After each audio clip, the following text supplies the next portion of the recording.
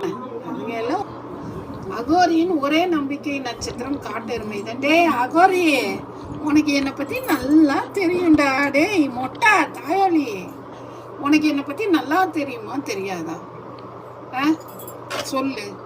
நீ ஏன் இப்படி இந்த ஒன்றும் இல்லாத சும்பைங்களெல்லாம் நம்பி உன் காசை கொட்டுற?